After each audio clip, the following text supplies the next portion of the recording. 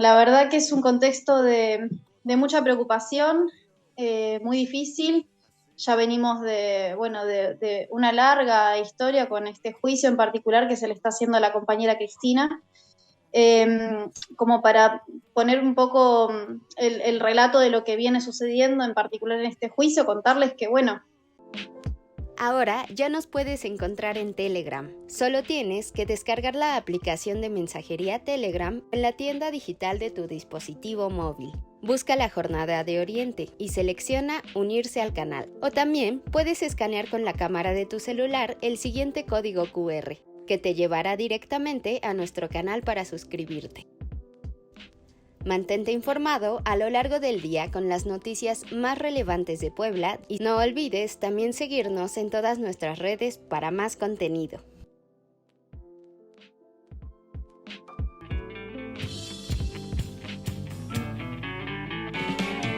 Muere el capital occidentalizado, muere el autoritarismo del Estado, perdón, me vi muy panfletario, es decir... ¿Qué tal? Buenas noches. Hoy es jueves 8 de diciembre de 2022 y presentamos la emisión número 103 de Diálogos y Debates, un espacio creado para dialogar sobre temas de actualidad regional, nacional e internacional y debatir sobre diversos temas que merecen ser puestos en tensión.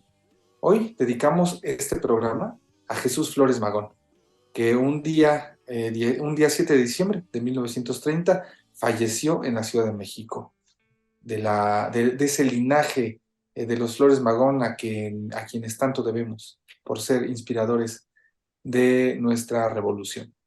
En la sección Memoria Histórica recordamos que en 1914 entró el ejército de Pancho Villa y Emiliano Zapata a ocupar Palacio Nacional y tenemos ahí esa famosa foto de los dos sentados en la silla. Bueno, no, los dos, Pancho sentado en la silla. Y en la en la segunda sección pasaremos revista a las noticias que trascienden la coyuntura. Ahí vamos a hablar sobre la reforma electoral y el plan B que finalmente pasó. En la sección qué ver, qué escuchar, qué leer, a dónde ir, Cori nos va a invitar a la Noche de las Estrellas este fin de semana que se realizará en Huejotzingo.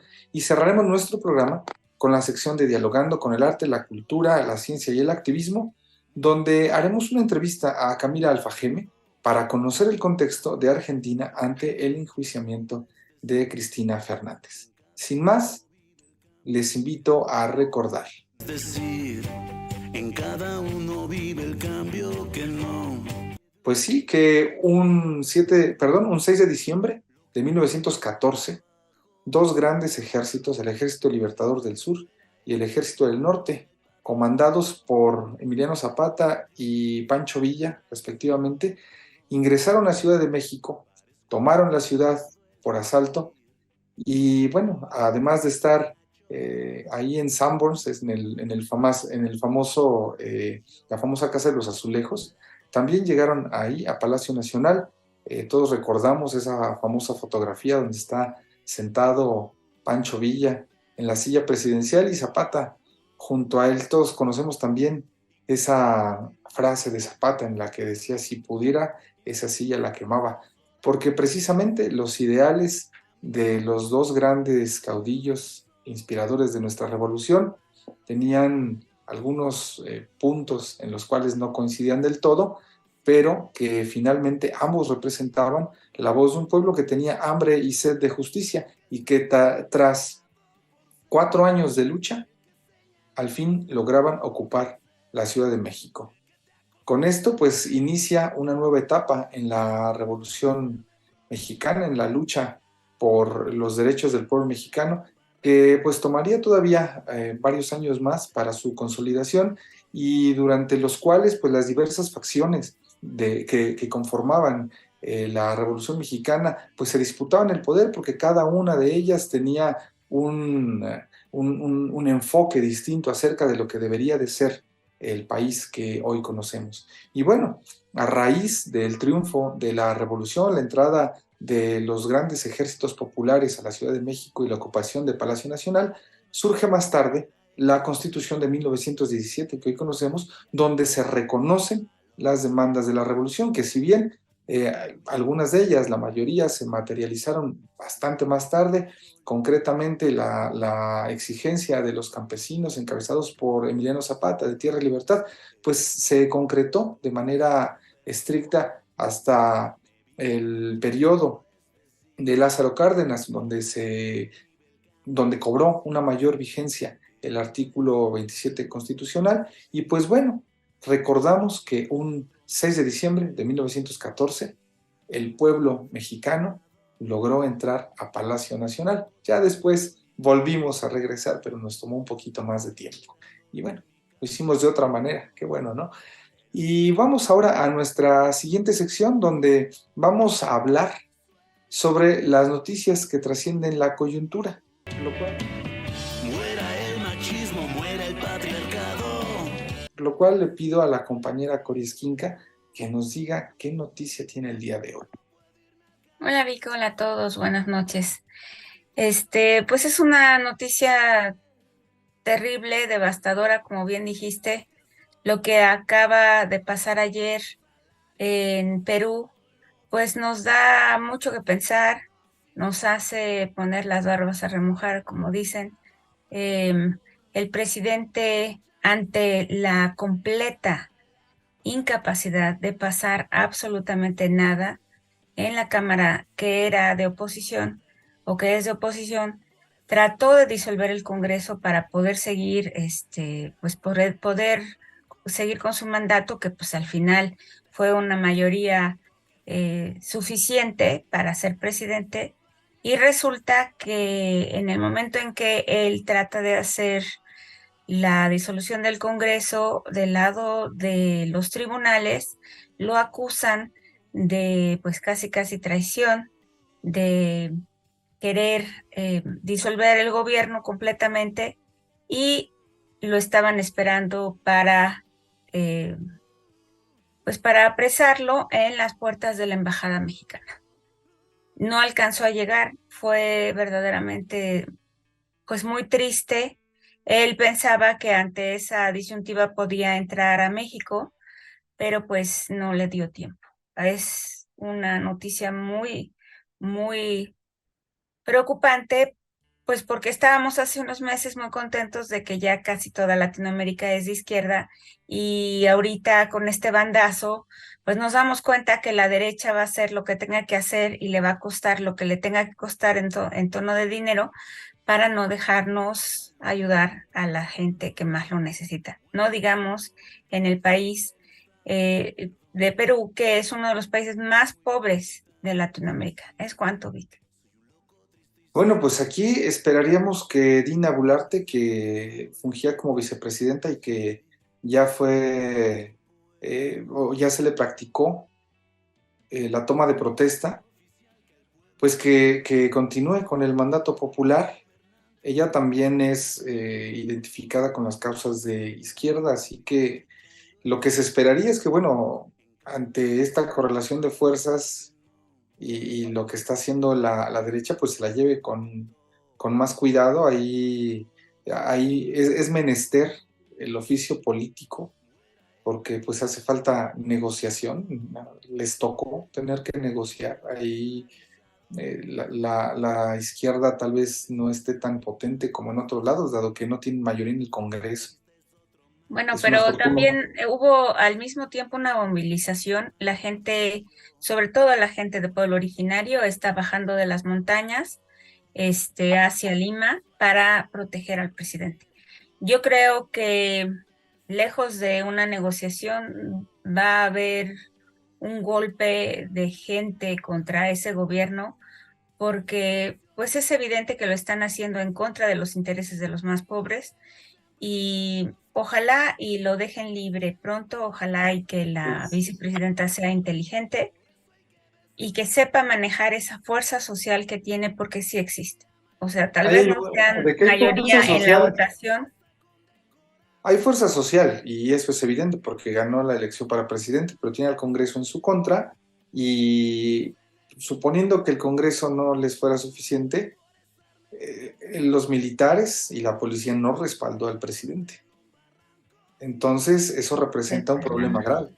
Sí, claro, es un problema de Porque, o sea, revolución. los gobiernos dictatoriales, las derechas, no se caracterizan por gobernar para la gente, ni para las mayorías, ni por las mayorías. Así que yo creo que aquí el llamado que están teniendo ellos es sí precisamente a negociar, aunque los derechos no se negocian, pero en esas situaciones yo creo que vale la pena por lo menos cuestionarse el oficio político, ¿no? La A ver política cómo está, resuelven este problema, porque la sí, política está hecha para evitar el confrontamiento eh, bélico.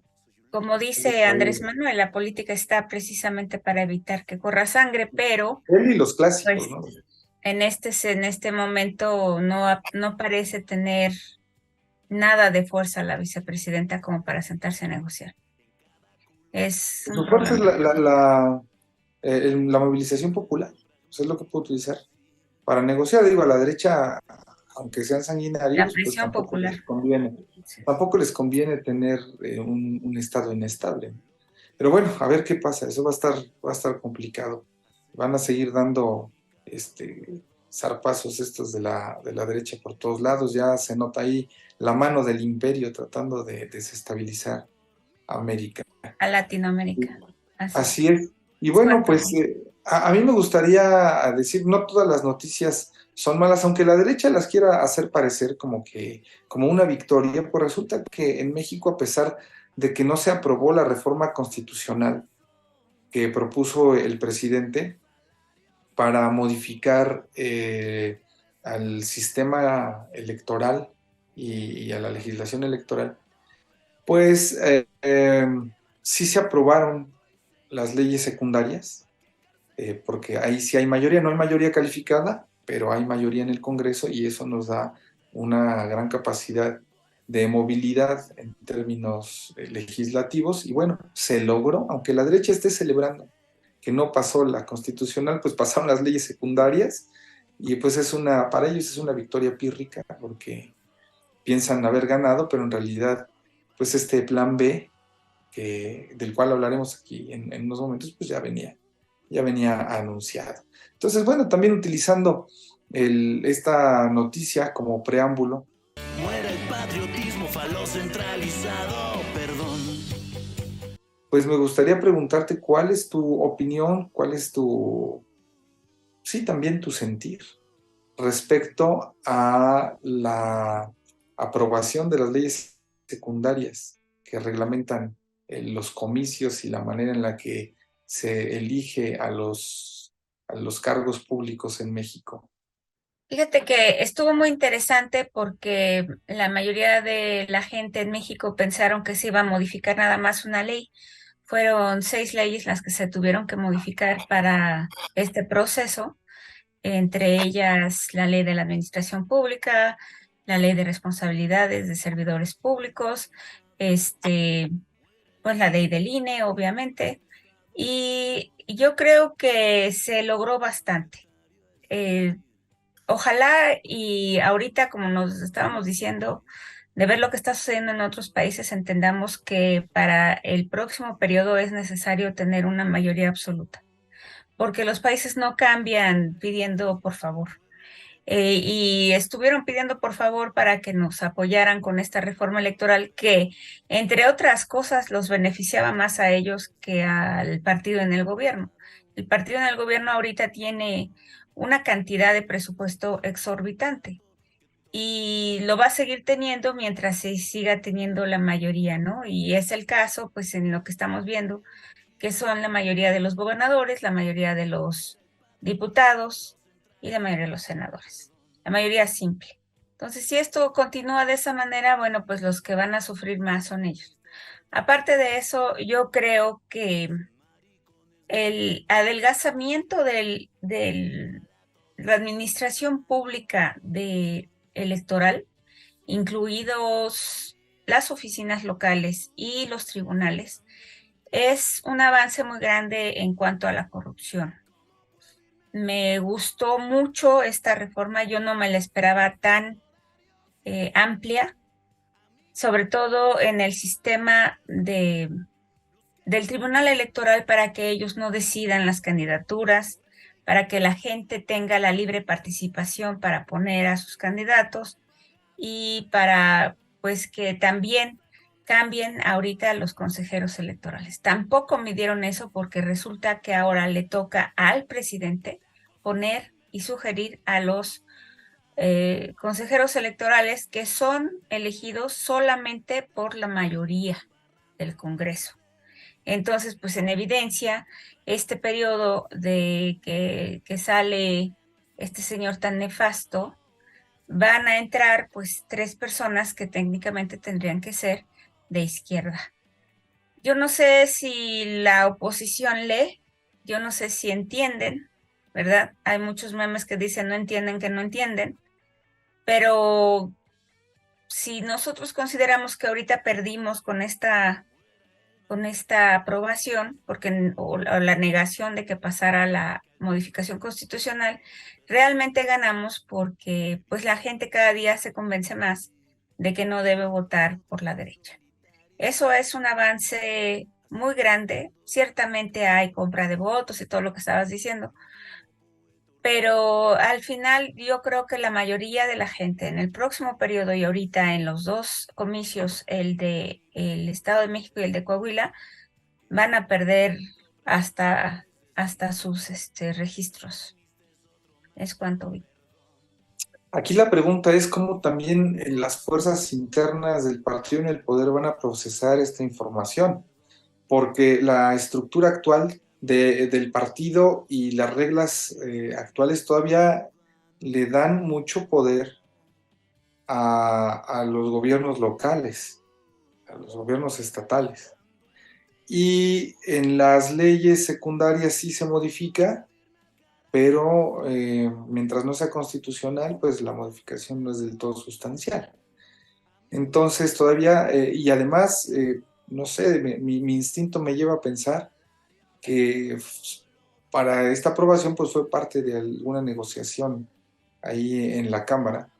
El Y miedo es que no pase en el Senado, ese es el gran miedo, ¿no? Ahorita o que la declaren inconstitucional.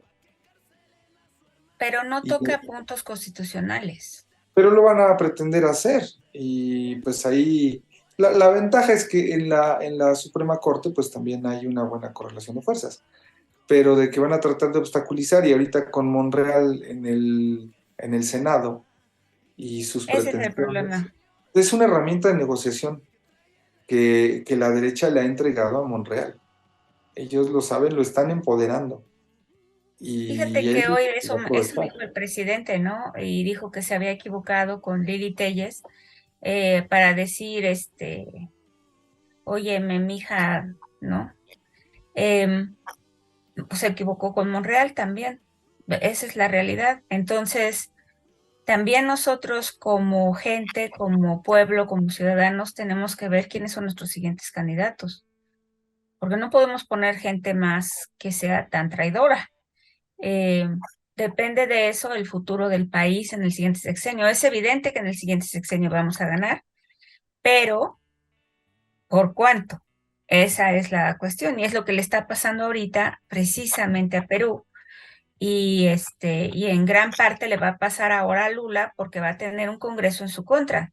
Entonces, con congresos en su contra, pero ni presidentes como Bill Clinton en su momento pudieron hacer gran cosa.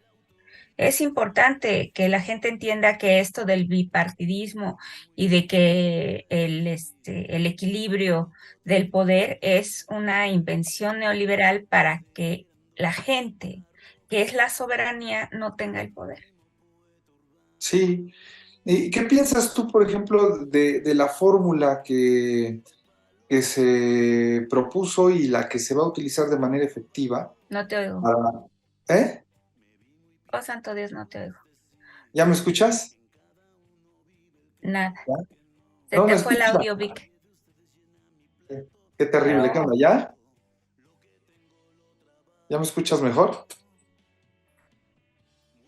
¿Ya? Soy yo. Ah, ya. Ya. Ok, qué bueno que ya nos escuchamos. Sí, te decía Sí, perdón. qué piensas tú de la fórmula, la propuesta de fórmula y la fórmula que se utilizará de manera efectiva para la asignación de las curules? Ah, pues eso lo habíamos platicado hace mucho tiempo. Fíjate que me preocupa mucho, porque no es necesariamente que estamos de acuerdo en todo, ¿no? En lo que está proponiendo el presidente es de la siguiente forma. Eh, la reforma incluye que ya no haya plurinominales y que, al contrario, se utilicen los votos directos simples para la gente que va a llegar al Congreso. Es decir, si por ejemplo un estado tiene 10,000 votos, con esos 10,000 votos del partido, el que sea, le alcanza para un diputado o un senador. Y no se desperdicia ningún voto. Es muy parecido al sistema de Estados Unidos, en el que se ganan por distritos y no por candidatos. Sería el mismo caso. Y a su vez, el partido, ellos denominarían, en base a una encuesta interna, quiénes serían los candidatos y su jerarquía. Dependiendo de cuántos votos tengan, ellos tendrían primer asiento, segundo asiento, tercer asiento. Y de esa forma, los partidos chiquitos pues tendrían representación por la cantidad de votos sin tener que ser plurinominales, que significa que serían de voto directo, pero pues nada más diciendo que tendrían, por decir, 300 votos. A mí me da miedo porque pues los partidos, yo pensé que la reforma iba a la desaparición del partido político. Es necesario que transitemos hacia una democracia pura, una democracia popular, pero les están dando más poder a los partidos de esta forma. Es más fácil que se vendan esas candidaturas de hasta arriba. Es más fácil que se corrompa el proceso. Entonces, yo ahí todavía no estoy muy de acuerdo con la propuesta, porque pues al final vamos a depender de quién es el dirigente del partido político. Por otra parte, eso también podría estar incentivando la politización de las bases, porque desde el punto de vista, digamos, puramente jurídico, pues estaría planteando que la proporcionalidad de participación en el Congreso, pues va a estar dada por la proporcionalidad de las preferencias populares. El más popular tiene mayor representación y su representación es directamente proporcional al porcentaje de votos que obtiene. Eso me parece sumamente democrático. Sí, está el peligro que tú dices, ¿no? Está el peligro que tú dices de que, pues, ¿quién va a hacer esas listas? Sí, a X o Y partido le toca el 20% porque obtuvo el 20% de los votos. Entonces, le toca 2 de cada 10 diputados, ¿no? Su 20% de tiene. Ahora, ¿a quiénes va a sentar? ¿Cómo va a formular esa lista? Es una gran pregunta, porque como tú dices, Sí. queda en manos de la dirigencia. Así Y es, ahí si ya... fuera tu aportación, o sea, si de verdad fuera tu aportación, es decir, yo tengo una base de 10,000 personas en el municipio en el que estoy y esas 10,000 personas me votan y con esos 10,000 alcanzo el curul, dices, oye, pues qué bueno, porque estás aportando a una base política politizada, como bien dices, que cambiaría la forma de pensar. O sea, ya no es un asunto de dedazos, sino es un asunto de trabajo y de que te conozcan las bases y de que trabajes con ellas. Sin embargo, a pesar de que Morena es un movimiento, a pesar de que los partidos tienen de alguna forma cierta jerarquía que siempre la ha habido en el PRI o la ha habido en el PAN, no se comportan así. Al final, muchos de los lugares que hemos visto que se han otorgado, y lo dijo el mismo presidente, fue a invitación, sin trabajo, sin base. Y no nada más eso, sin ideología política. Y eso me parece también, pues es muy, muy grave. ¿Cómo controlamos eso? A través de un proceso interno que tiene a su vez nada más una comisión de honor y justicia, que es como que yo me juzgo de lo que yo hice y yo mismo digo si sí me gustó o no me gustó. Entonces, pues no hay justicia en el asunto interno. El INE no Pues, tiene ninguna, o el INEC no tendría ninguna injerencia hacia dentro de los partidos. y eso es una virtud, ¿no? Porque la vida partidista debe ser autónoma, o sea, no debe Claro, ser la autoridad electoral la que imponga, porque eso precisamente era una de las quejas, por que el supuesto. INE se daba el derecho de vetar a los Las candidatos. candidaturas. Se dieron el lujo de que impusieron en Morena a la mesa directiva. O sea, la mesa directiva de Morena anterior había sido impuesta por el INE. Se judicializó el proceso y era una mesa que venía de parte de ellos. Sin embargo, yo insisto en que a la militancia esto le debe servir como un acicate para construir o reconstruir un movimiento desde las bases, capaz de exigir a su dirigencia, a ver quién está poniendo los números, pues ese es el que tiene que ir. Entonces ahí, Hace unos días escuché a Bartra y a quien más, y a Jalife, decir que las propuestas del presidente van mucho más adelantadas de la circunstancia política del movimiento. Es claro, decir, nosotros sí nos consideramos, los que estamos trabajando por la Cuarta Transformación, nos consideramos todos en el movimiento. Sin embargo, no todos nos consideramos o no todos se consideran en el partido. Y esa es la gran diferencia, porque mientras tú no hagas que este movimiento entienda que se tiene que institucionalizar, se tiene que seguir un estatuto y una legislación y te tienes que someter al proceso judicial interno, entonces no sale de ser un movimiento revolucionario. Como sea, con paz, sin paz, como sea, es solamente un movimiento revolucionario, no es el siguiente paso. Y para dar ese siguiente paso, pues nosotros tendríamos que confiar en la institución. Y la institución hasta ahorita no ha podido consolidarse, como bien dices. Y debido a esta situación, la que mencionas, no nada más no se puede consolidar, sino que ahora te juzgan o juzgan a los compañeros que judicializan los procesos. Porque ellos dicen, bueno, es que mi estatuto me da derecho, pero como parte del INE, este proceso, entonces el partido dice, oye, ¿por qué me estás exponiendo? ¿No? ¿Por qué me estás exponiendo hacia afuera del proceso interno, de la ley interna de nuestro partido? Entonces, sí es un asunto que nos falta evolucionar bastante, pero para este periodo, pues la lógica es ver lo que está pasando en el sur y decir, no hay presidente que cambie al país si no tiene completamente de su lado a su Congreso. Es un hecho. Ahorita pasó en Alemania, no hablamos de esa noticia. En Alemania hubo una infiltración para deponer el gobierno democrático y poner a un rey. Dices, es absurdo, ¿no?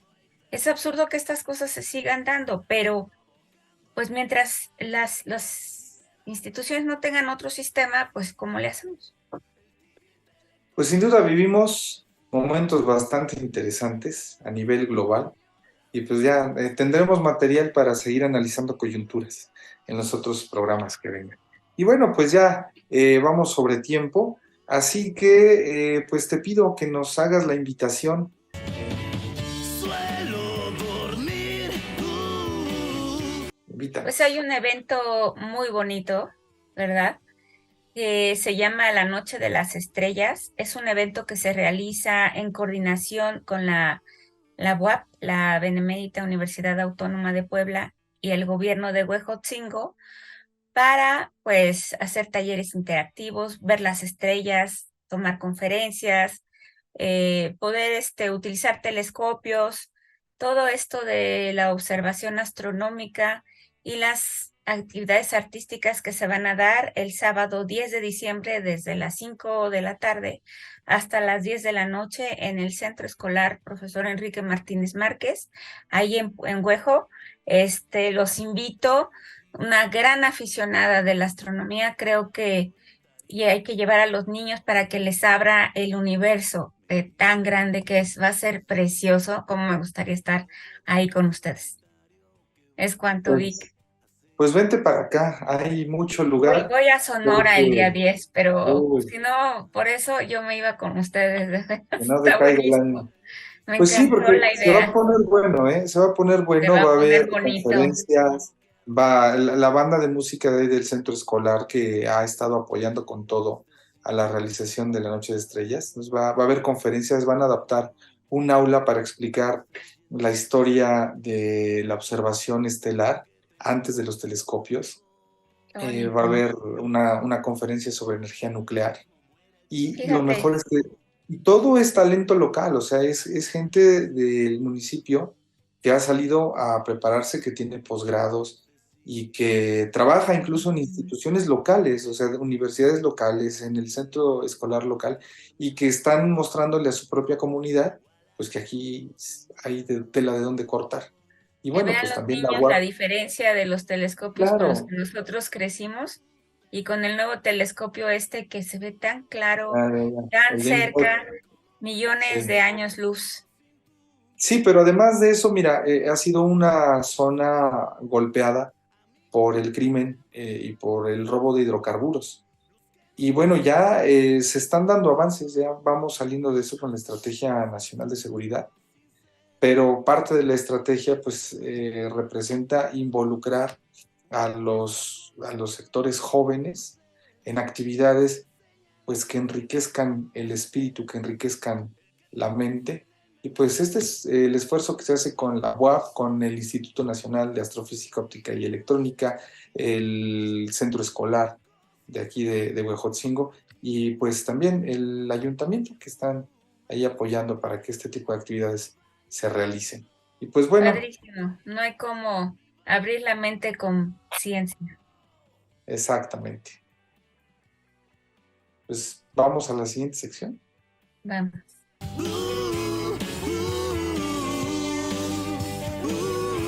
Pues muchas gracias, Cori, por esta recomendación. Esperamos que nos puedan visitar aquí en la Noche de las Estrellas.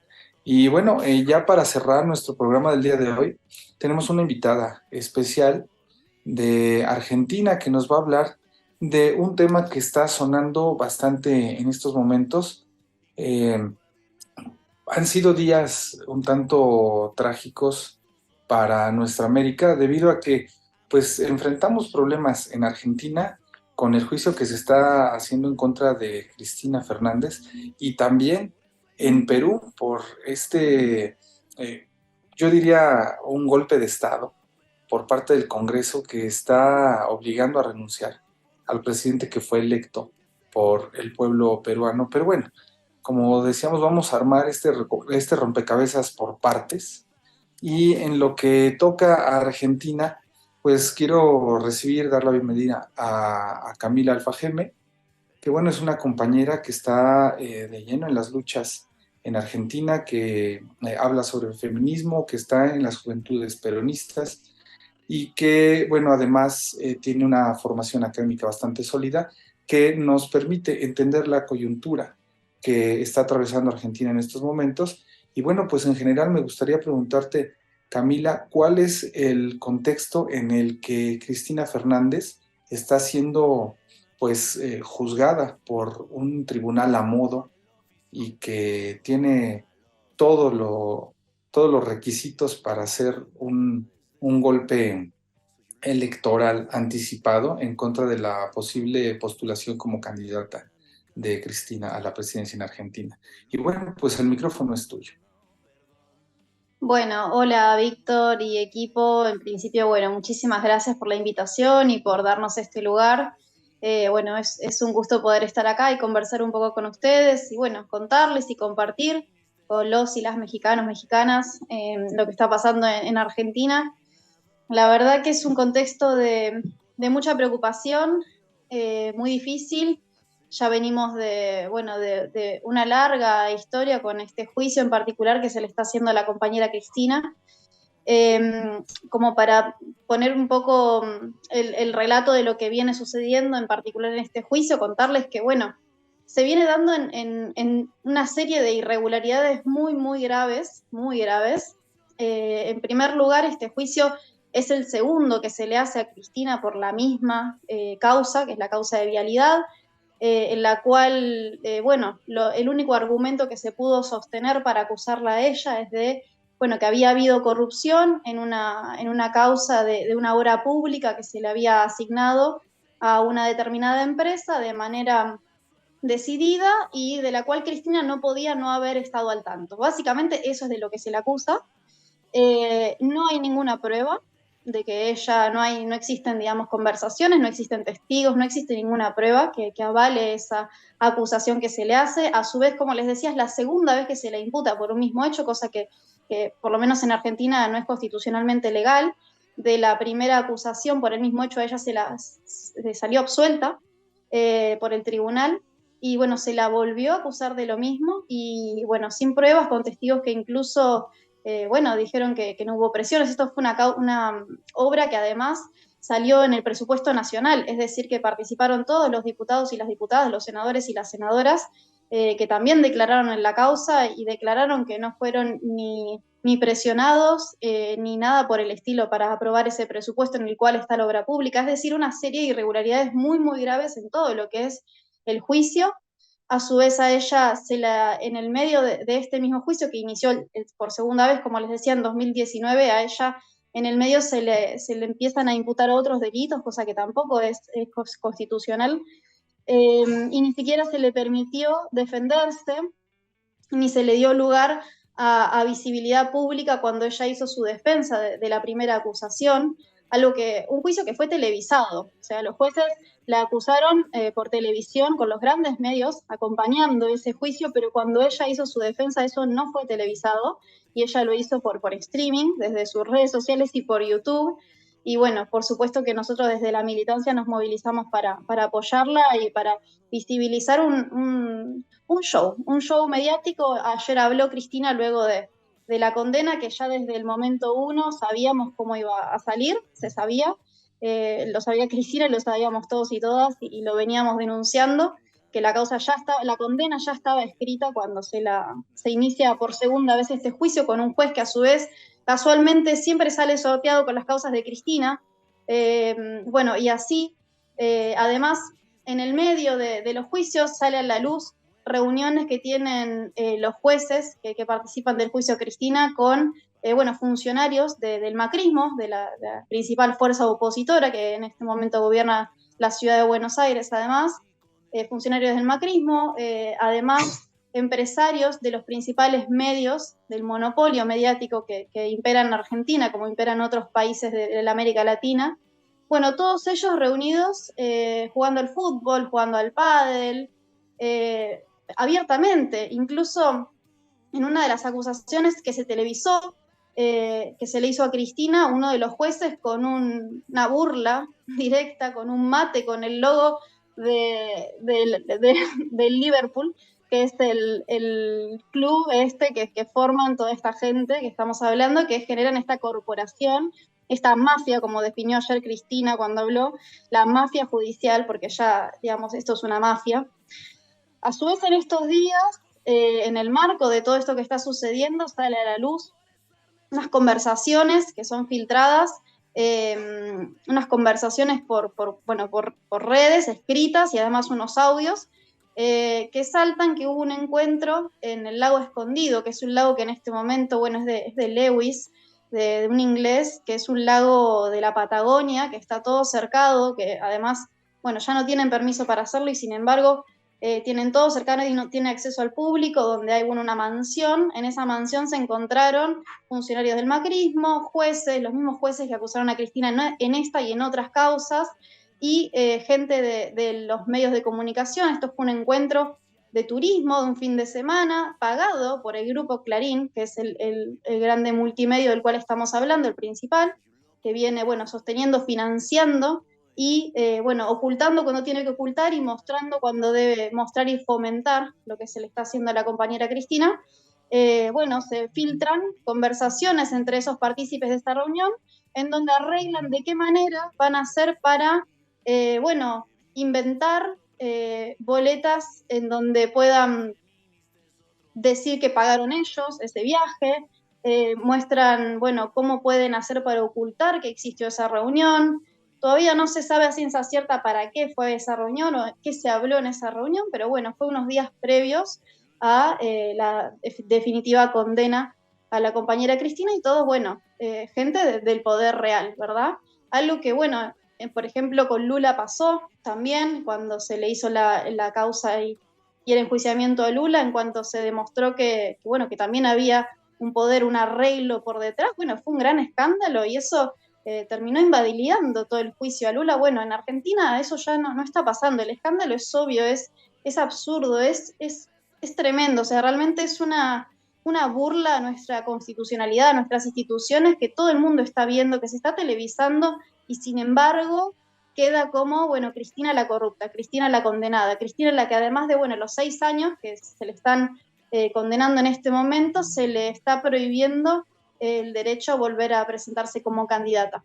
Entonces, frente a eso, Cristina, la decisión que tomó ayer y la hizo pública, también de manera desde sus redes sociales, porque es el lugar que está teniendo en este momento para poder hablar, bueno, fue bajarse de las candidaturas para el 2023, dijo que ya no va a ser candidata a nada porque no quiere someter a nuestra fuerza política a ser acusados de que tenemos una condenada como candidata. Así que, bueno, nada, una situación que muy, muy tremenda para nosotros, porque Cristina, bueno, es la que encarna nuestro proyecto político, un proyecto de inclusión, un proyecto en donde las grandes mayorías tuvieron lugar y donde, bueno, se pudo revertir la pobreza, se pudo generar empleo regular como no se generaba hacía décadas en la Argentina, se pudo volver a reconstruir el tejido industrial.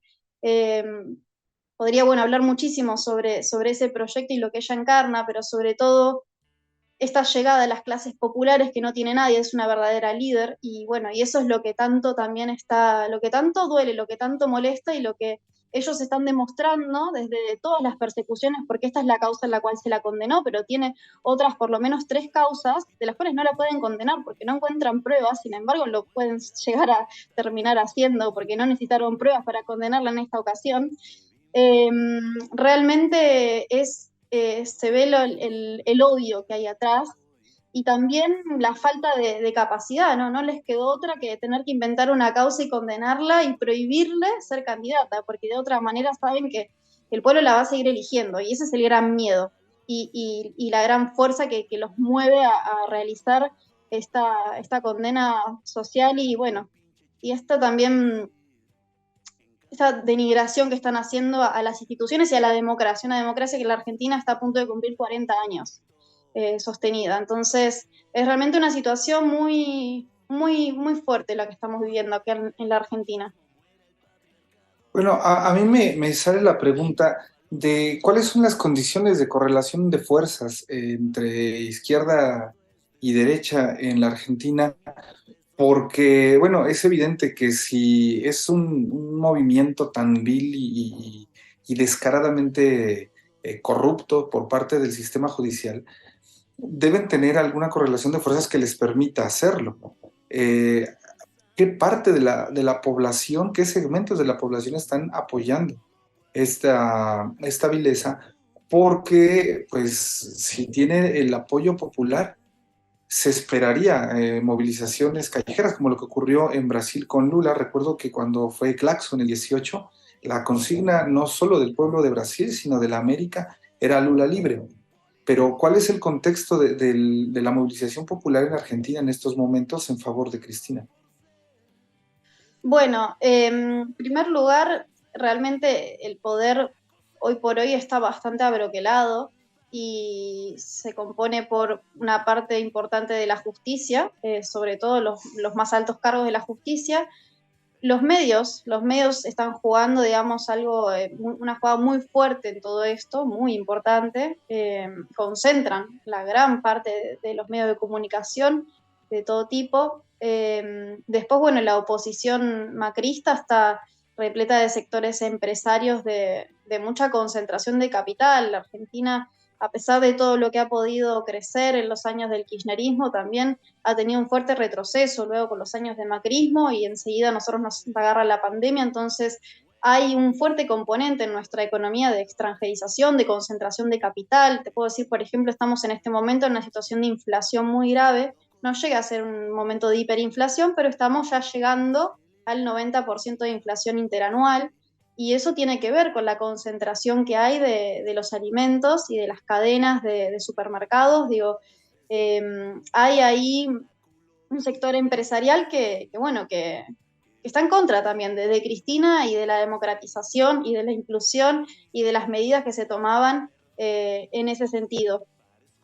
Y también en paralelo con esto del, bueno, el 90% de inflación, nosotros también estamos de nuevo pagando una deuda del FMI que nos dejó Macri. Entonces, la población hoy está en un casi 50% de pobreza. Entonces, tenemos un desempleo también muy alto y realmente hemos vuelto a una situación social muy delicada, en donde, bueno, de nuevo estamos hablando de personas que no pueden comer en nuestro país, que ese momento nosotros ya lo habíamos superado. Entonces, hay una situación económica bastante grave, no solo en las clases más bajas, sino también en las clases trabajadoras. Nosotros, bueno, yo en particular estudio estructura social, mercado de trabajo, y estamos viendo un fenómeno de empobrecimiento de las clases trabajadoras de amplios sectores. Digo, hoy un empleado con un sueldo y con todas las garantías sociales garantizadas, bueno, en muchos casos no llega a superar la línea de la pobreza. Entonces, ¿qué tiene que ver? Bueno, con la inflación, con la economía, con la macro, pero estamos en una situación en donde es muy delicado y no está habiendo una movilización en ese sentido. A su vez, Cristina pidió específicamente a la militancia que no nos movilizáramos el día de ayer.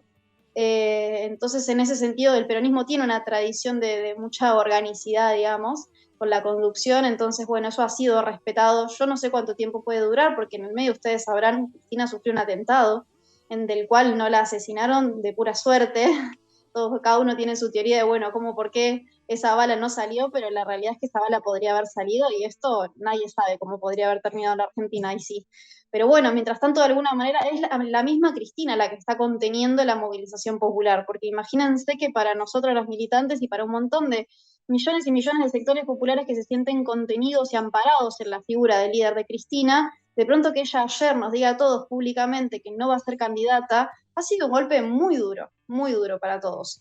Y no haber podido estar ahí movilizándonos, que es la herramienta que nosotros tenemos históricamente, ha sido también difícil de procesar. Entonces, nosotros estamos como de alguna manera a la espera de cómo sigue esto. Entendemos que tampoco la condena, digamos, ahora entra con las instancias de apelación, digo, no es que se ha terminado, pero bueno, esto está en una situación de haber ensuciado mucho la imagen de Cristina, la imagen del movimiento, y bueno, está, realmente no sé cómo puede seguir en ese sentido. Bueno, también hay un contexto en el que en Argentina hay grupos de derecha que son una derecha recalcitrante, o sea, para decirlo fácil, son fachos. Entonces, esos grupos que están haciendo, porque ellos también tienen una capacidad de movilización social en la que, bueno, como sabemos y la historia nos lo enseña en todos lados, pues son capaces de cualquier cosa. ¿Qué podrían esperar de ellos en este sentido? ¿Acaso será esa la razón por la cual Cristina está tratando de contener? A ver, ayúdanos a tratar de entender esto. Y a ver, la derecha acá mueve por el odio, supongo que un poco como debe pasar en todos lados, ¿no? No existe, a diferencia nuestra, un movimiento organizado, como sí lo hay en el peronismo y atrás de Cristina y en el kirchnerismo, donde hay un movimiento popular organizado. Aquí en la derecha es una cuestión más de en contra de y en odio a Cristina. Entonces lo que se fomenta y se financia, y se está demostrando eso, que los grupos que atentaron contra la vida de Cristina eran financiados por el macrismo mismo y por empresarios vinculados al macrismo, es decir, a la oposición. Bueno, en realidad lo que buscan son más bien sectores vinculados al odio recalcitrante contra el proyecto de Cristina y contra la figura de Cristina en particular. Entonces, ellos suelen salir y convocarse por cuestiones en particulares, por momentos en particular, por scratches o situaciones en las cuales salen a eso, como a salir a insultar, a escrachar. Esos son los momentos en los cuales ellos intervienen. No hay, digamos, una organización fuerte en relación a la derecha, más bien diría que no, pero bueno, sin embargo hay cierto apoyo vinculado, ya te digo, no tanto, entendemos nosotros, no tanto al apoyo a la oposición, sino desde el odio a Cristina y desde el odio a lo que ella encarna. En ese sentido, sí, hay una franja de la sociedad, de clase media, sobre todo, pero también una parte de las clases populares que también por momentos sienten enojo con nuestro gobierno actual, sienten frustración y desilusión con las promesas de nuestra campaña y de nuestro proyecto, con lo que está pasando hoy económicamente y socialmente en nuestro país. Entonces, bueno, eso termina un poco acompañando ese movimiento de derecha. Yo creo que, bueno, no sé qué es lo que estará pensando Cristina, pero entiendo que ella quiere evitar todo tipo de confrontación y de conflicto en la calle porque, bueno, no está todo muy tranquilo aquí en la Argentina. Un atentado a una vicepresidenta, porque ella es una vicepresidenta en ejercicio, no olvidarlo, además de ser una líder, una dirigente política y una expresidenta, es vicepresidenta en el ejercicio. Entonces el atentado así tan impunemente como se realizó, bueno, fue algo que nos dejó también muy movilizados, muy atentos, muy cuidadosos y pensando cómo cuidarnos entre nosotros, cómo cuidar a los compañeros, cómo no exponer y sobre todo cómo cuidar a la compañera. Pues sí, todo parece empezar a encajar. Y me gustaría preguntarte también, en este momento, Cristina tiene fuero, porque como lo estás mencionando, es vicepresidenta en funciones. Pero, ¿qué pasaría en el momento en el que ella deje el cargo? Porque eso va a pasar antes de que la condena se cumpla. Ella fue condenada a 6 años. Y antes de que el delito que se le imputa expire, ella estaría dejando el cargo. ¿Qué se espera? ¿Se espera una aprehensión o cuál es la ruta legal que tendría que estar siguiendo Cristina para poder librar pues esta sentencia que a todas luces es pues un atropello? ¿Qué pasaría? Sí, y sinceramente todos creo que esperábamos o deseábamos al menos que ella fuera a ser candidata, ¿no? Y que ese escenario no existiera, que ella siguiera teniendo fueros, pero no por el hecho de mantener los fueros, sino por el hecho de poder seguir siendo nuestra representante. Entonces, un poco la noticia de ayer nos hace recalcular en, bueno, ¿y ahora qué pasa? Eh, Ahora vienen como todas las instancias de apelación, y esto va a llevar un tiempo. Ella dejó en claro que justamente por la cuestión de los fueros es que no quiere ser candidata y que se crea que ella va a ser candidata porque se quiere cubrir del encarcelamiento. Cristina está cerca de los 70 años, esa es una realidad también. Yo realmente no conozco o sea, no conozco, en fin, no soy abogada de los tiempos de la justicia, por lo que estuvimos consultando a otros compañeros, esto puede llevar, al ser en la Corte Suprema, puede llevar 6 meses como puede llevar 10 años. Entendemos que ellos van a querer apurarlo todo lo que se pueda, pero bueno, también entendemos que tiene varias instancias todavía de apelación y que eso no sabemos cuánto tiempo va a llevar.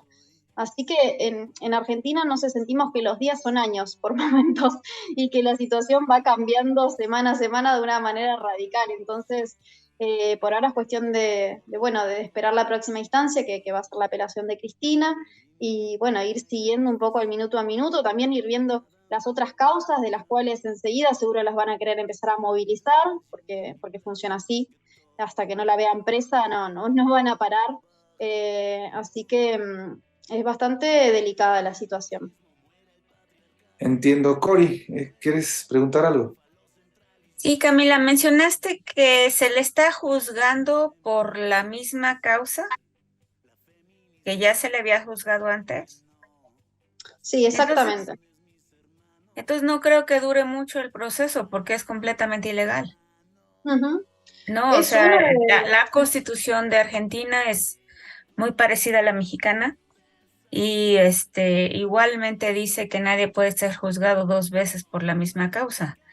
Entonces, pues esto yo más bien creo que es un asunto, pues sí, del offer, de mucha, explayarse en los medios, estos conservadores, no hay cómo decirles, pues para que la gente tiemble, ¿no? Pero yo creo que había que hacer mucha causa en los medios, pues diciéndoles que es completamente ilegal todos estos procesos que han iniciado en contra de ella, porque ya son varios y son los mismos, o sea, ni siquiera han sacado nueva información. ¿O tú cómo ves? No, absolutamente. Es que la causa está llena, llena de irregularidades y de ilegalidades y de cuestiones anticonstitucionales. Es tremendo cuando uno va haciendo el seguimiento, yo porque tampoco quiero ponerme muy en detalle con toda la causa, pero realmente ya el hecho de que haya iniciado una segunda causa por el mismo hecho ya habla bueno, cómo viene marcada y cómo viene pensada toda esta estrategia directamente. Ya empieza siendo ilegal. Y así una serie de irregularidades muy, muy graves en toda la causa y en todo el tratamiento que se le hace a ella. Además, bueno, esto de la constante humillación que se le hace, esto del el ejemplo del mate, bueno, la han citado el día del aniversario de la muerte de Néstor Kirchner a declarar, nosotros movilizamos ese día, bueno, hechos como ese que son de otra índole, un montón. Entonces es la constante también humillación y mostrar todo televisado aparte, todo lo que refiere a ellos, todo televisado, pero cuando tiene que responder Cristina, cuando tiene que defenderse Cristina, eso solamente sale por el streaming porque no le permiten. De hecho, se ha intentado, eh, nada, compañeros han estado ahí en la audiencia intentando filmarla a Cristina para que salga en algún lado y los han echado con la policía directamente, cuando todos los jueces televisan cada vez que la acusan. Entonces, es una cuestión eso, mediática, judicial muy, muy fuerte, muy obscena, obscena es la palabra, realmente. Y, por supuesto, ilegal. Hiere la constitución, la institucionalidad de la Argentina y la democracia de la Argentina. Y una última, ¿cuál es o cuál fue la obra concretamente? La pregunta viene por lo siguiente, cuando Andrés Manuel iniciaba su carrera hacia la presidencia, la primera vez que se postuló en 2006, tuvo algo más o menos parecido. En 2005 fue acusado de violar la Constitución y se pedía su desafuero para ser juzgado porque él había proyectado y de hecho se ejecutó una obra para construir una carretera que unía un hospital con una zona habitacional. Y vinieron movilizaciones y a pesar de que se le practicó el desafuero, pues En la no se le calle. pudo acusar porque hubo una fuerza social que lo defendía. Entonces ahí ellos optaron después ir por la vía del fraude para impedir que llegara a la presidencia. Pero concretamente, ¿en qué consiste la obra que están o por la cual acusan a Cristina? ¿Con qué tiene que ver? Bueno, también, esto también es una obra de rutas muy importantes a nivel nacional, que, bueno, justo hoy leía, bueno, algunos tweets en relación a los testimonios que se dieron, que hubieron muchísimos testimonios, pero ninguno se mostró, eso sí que no fue televisado, nada, porque no era conveniente, ¿no? Y todos los testigos, que muchos eran, bueno, diputados, senadores, les preguntaban qué opinaban sobre la obra, si les parecía necesaria o innecesaria, y todos opinaban que la obra era necesaria, era importante, era adecuada, que además que no había sobreprecio, que era el sobreprecio lógico de la inflación que se calcula en toda obra pública porque los tiempos suelen ser extensos, pero que no había un sobreprecio significativo. Eso ya se había dicho en la primera causa, que es por la cual la absuelven, porque no encuentran sobreprecio en la obra, ni tampoco encuentran que haya sido declaran los mismos empresarios, entre ellos Lázaro Báez, que es como la gran figura acá, que nuevamente es condenado, porque sale condenado en esta causa. Bueno, los mismos empresarios, no Lázaro Báez, sino los otros que participan de licitaciones, dicen que ellos, bueno, se turnan, tienen como un mecanismo en el cual arreglan entre ellos quién se presenta a qué obra pública, entonces que no había sido un arreglo por parte del gobierno. Nunca se demuestra tampoco que Cristina haya tenido conversaciones con Lázaro Báez. De hecho, en esta condena tan absurda que es, dejan absuelto al ministro de Obra Pública, pero a Cristina la condenan. Y a Lázaro Báez lo condenan también. Ahora, pero el ministro de Obra Pública, que era el que firma la obra, la licitación de la obra, bueno, sale absuelto. Nos alegramos por el compañero, pero digo lo absurdo, ¿no? De llegar a ese punto. Eh, nada, la verdad no, muy tremendo lo que está sucediendo. Pues sí, como ya lo dices, simplemente es obsceno como la derecha acostumbra a hacer, ¿no? Acostumbran ser obscenos y tratar de mostrar su poder cuando más débiles están, porque precisamente pues hay una América fuerte en resurgimiento y pues están dando los últimos zarpazos. Y precisamente un compañero decía que las bestias heridas son las que son más peligrosas. Bueno, solo esperemos que esta bestia ya esté dando los últimos zarpazos. Y pues nuestros mejores deseos para el pueblo argentino, para la movilización popular y bueno, pues para la compañera Cristina que logre salir adelante de la mejor manera de este problema que está enfrentando. Y bueno, pues así le damos las gracias a Camila por habernos dado una entrevista bastante rica en la que nos presenta el contexto de lo que sucede en Argentina. Damos las gracias a la gente que ha visto el programa durante estos 50 minutos. Y bueno, pues sin más, nos despedimos y esperamos que pronto podamos volverte a entrevistar ya con mejores noticias sobre Argentina. Eso es todo, nos vemos la siguiente semana en su programa Diálogos y Debate. Y bueno, pues adiós.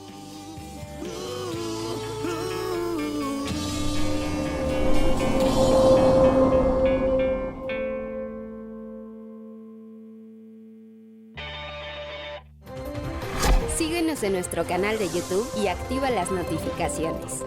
Puedes hacerlo desde la aplicación o escaneando el siguiente código QR, que te llevará directamente a nuestro canal para suscribirte. Mantente informado sobre los acontecimientos más importantes a nivel local, nacional e internacional. Y accede a nuestras secciones de análisis y opinión, con periodismo de calidad del día a día. Recuerda darle me gusta y compartir a nuestros contenidos. Y no olvides seguirnos en todas nuestras redes sociales.